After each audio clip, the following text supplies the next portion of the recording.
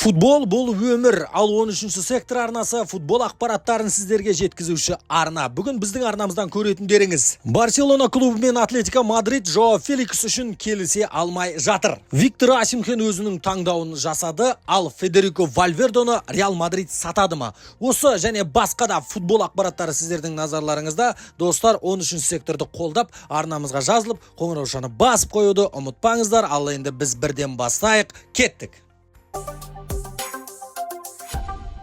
Манчестер Ситида осы маусымнан кейін үлкен өзгерістер болуы мүмкін, негізгі ойыншыларда кетіп қалуы мүмкін деген сияқты ең бір негізгі жаңалықтардың бірі осы маусымнан кейін Кевин Де Брюйне кетіп қалады Манчестер Ситидан, яғни Сауд Арабиясына барады деген ақпараттар өте көп. The Athletic, Marca, Daily Mail деген сияқты басылымдар айтып жатыр.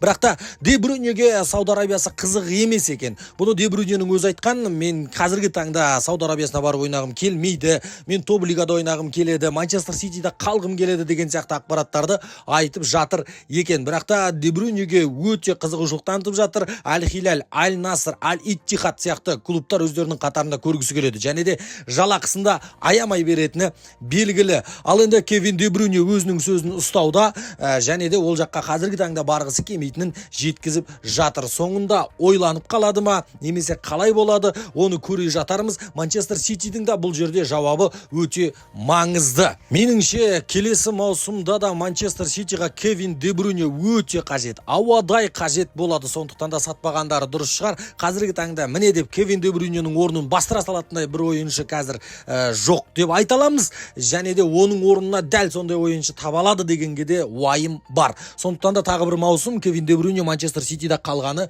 дұрыс шығар. Португалиялық талант Жоао Феликс. Жоао Феликсті Барселона клубы өздерінің қатарларында көргісі келеді, бірақ та келесі маусымда тағы да жалға алғысы келеді. Ал Атлетико Мадрид болса жалға бергісі келмейді. Жалға берген күннің өзінде келесі маусым жалға алып, міндетті түрде сатып алу құқығымен келісім шарт болса бере алады, және де сатылу бағасы да жақсы болуы керек. Қазіргі таңда 70 миллион евроға сатқысы келеді. 24 жасар Жоао Феликс өте талант ойыншылардың бірі, бірақ та осы талантты ашатын қазіргі таңда бапкер жолықпай жатырма деген ойда бар. Хави Эрнандес енді негізгі сатып алуына қарсы, Жоао Феликстің орнына басқа ойыншы алғысы келеді деген ақпараттарда болған. Ал Феликстің өзі Барселонадан басқа жерде ойнағысы келмейді, Атлетико Мадридқа мүлдем қайтқысы келмейді. Бұны Барселонаға келген кезде де айтып тастаған еді. Негізінде Жоао Феликстің ойыны бөлік, жақсы ойыншылардың бірі. Барселона тағы да жалға алатын болса, 50 миллионға евроға сатып алатын болса, ұтылмайтын тәрізді. Наполидің шабуылшысы Виктор Осимхенға көп топ клубтар таласып көрді, бірақ солардың ішінде іріктеліп екеуі ғана қалды деген ақпараттар бар. Соның бірі Челси клубы, екіншісі Пари Сен-Жермен клубы. Пари Сен-Жерменге Виктор Осимхеннің өзі барғысы келеді деген ақпараттар да шыққан болатын, бірақ та Пари Сен-Жермен сәл үзіліс ұстап қалған тәрізді. Ары қарай бұл әңгімені жалғастырмады, нақты ұсыныстар жібермеді Наполи клубына. Ал енді Челси клубына жақсы бір шабуылшы керек, ойынды аяқтайтын мүмкіндікті жібермейтін. Себебі көп мүмкіндікті Челси клубының шабуылшылары пайдалана алмай жатқанын бәрімізде көріп отырмыз. Ал енді 130 миллион евроға Виктор Осимхенді кез келген клуб ала алады. Осы Челсидің қатарына қосылады мекен, Пари Сен-Жерменнің қатарына қосылады мекен белгісіз. Егер Пари Сен-Жермен Наполиға нақты ұсыныс жіберетін болса, Виктор Осимхен өзі Пари Сен-Жерменнің қолын қақпайды, сол жаққа барады. Негізінде өзінің бір сұхбатында да айтқан болатын, мен Пари Сен-Жерменде ойнағым келеді дегенді. Енді Виктор Осимхеннің нәтижесі былтырғы маусымдағыдай керемет емес, осы маусымда 13 гол салған, 3 голдық пас берген екен.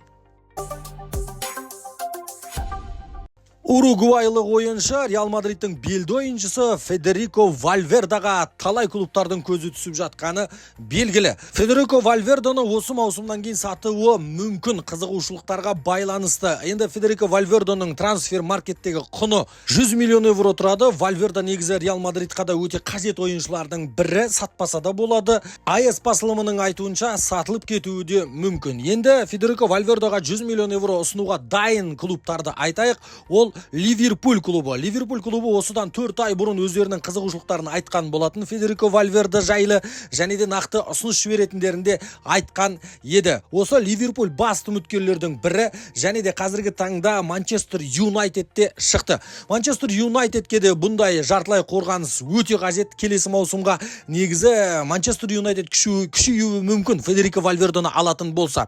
100 миллион евроны беруге Манчестер Юнайтедте дайын. Одан бөлек Сауд Арабиясының клубтары қызығушылық танытуда, 100 емес 150 миллион евро беруге дайын екендерін жеткізіп жатыр Вальверде үшін Сауд Арабиясы. Осындай Вальвердеға қызығушылықтар бар. Реал Мадрид қандай шешім қабылдайды, оны осы маусымнан кейін көретін боламыз. Әзірге Реал Мадрид ешкімге я деп те, жоқ деп те айтқан жоқ. Сіздердің ойларыңызша Федерико Вальверде Сауд Арабия деген нұсқаны алып тастасақ та болатын шығар. Сауд Арабияға бармағаны дұрыс деп ойлаймыз. Ал енді Реал Мадридте қала бергені дұрыс па? АПЛ-дағы жаңағы айтылып өткен Ливерпуль немесе Манчестер Юнайтедтің қатарына барып қосылса дұрыс болар ма еді? Өздеріңіздің ойларыңызды пікірге жаза отырыңыздар, достар. Ал енді 13 сектор арнасына жазылып қойыңыздар. Біз оралдық, сіздер үшін жиі футбол ақпараттарын шығаратын боламыз. Арнамызға жазылып қоңыраушаны басуды ұмытпаңыздар. Назарларыңызға рахмет.